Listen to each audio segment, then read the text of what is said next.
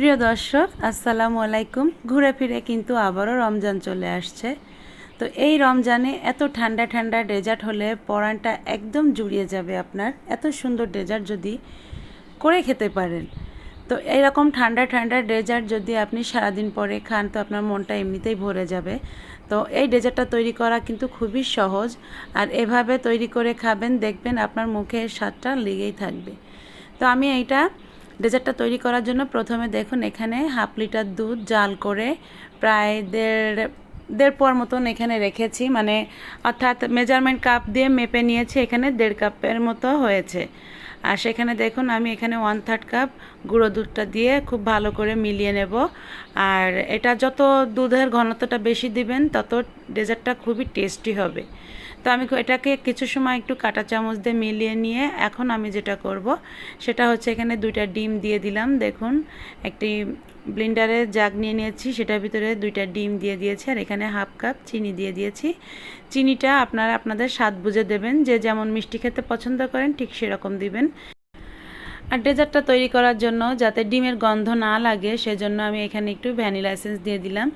যাদের বাসায় vanilla essence না থাকে তারা এখানে একটু এলাচের গুঁড়া দিবেন, তাহলে ডিমের গন্ধটা থাকবে না। তো এটা আমি এখন একত্রে করে এটা ব্লেন্ড করে নিলাম। দেখুন এটা ব্লেন্ড করে নিলে কিন্তু এটা খুব মসৃণ হয়, ডেজার্টটা খেতে কিন্তু খুবই মসৃণ হবে আর দেখতেও ভালো লাগবে। তো এখন আমি এটাকে কিছুটা পানির ভিতরে দেখুন আমি এখানে একটা টিস্যু দিয়ে নিয়েছি, দিয়ে এই যে বাটিতে ডেজার্টটা তৈরি করার জন্য কিছুটা ঢেলে দিলাম। আর যতটুকু আমি মানে গুলিয়ে নিয়েছি ততটা কিন্তু মানে একসঙ্গে বাটিতে ধরিনি, আমি কিছুটা অন্য বাটিতে সেট করে নিয়েছি। তো দেখুন আমি এখানে 15 থেকে 20 মিনিটের মতো রেখে এটাকে গরম মানে জাল করে নিয়েছি, তার ভিতরে কিন্তু ডেজার্টটা জমে গিয়েছে।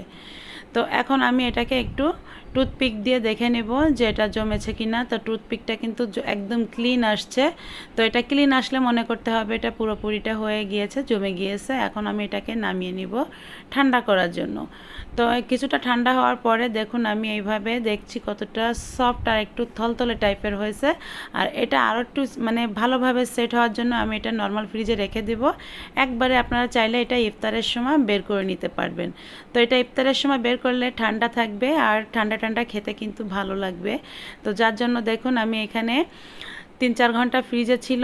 তো এই যে বের করার পরে এখন কিন্তু আপনাদের এটা ঢেলে দেখাচ্ছি। তো এটা যে কতটা সুন্দর হয়েছে দেখলে কিন্তু বোঝা যাচ্ছে। তো একটু সুন্দর করা মানে সৌন্দর্যের জন্য আমি এই উপরে একটা চেরি দিয়ে দিলাম। দিয়ে এখন আমি এটাকে একটু কেটে দেখাবো, যা এটা যে এতটা সুন্দর হতে পারে তো এটা না খেলে কখনো বুঝবেন না। তো আমি এরকম 2টা তৈরি করেছি, আমি যতটুকু মানে মেজারমেন্ট দিয়েছিলাম ততটুকু এরকম 2টা ডেজার্ট হয়েছে। তো দেখুন ঠান্ডা ঠান্ডা কতটা মজা লাগবে খেতে। তো এই ইফতারে আপনারা এত সুন্দর ডেজার্ট অবশ্যই বাসায় তৈরি করবেন। ভিডিওটি ভালো লাগলে অবশ্যই একটি লাইক কমেন্ট শেয়ার করে চ্যানেলটিকে সাবস্ক্রাইব করে পাশে থাকবেন। সবাই ভালো থাকবেন, সুস্থ থাকবেন। আল্লাহ হাফিজ।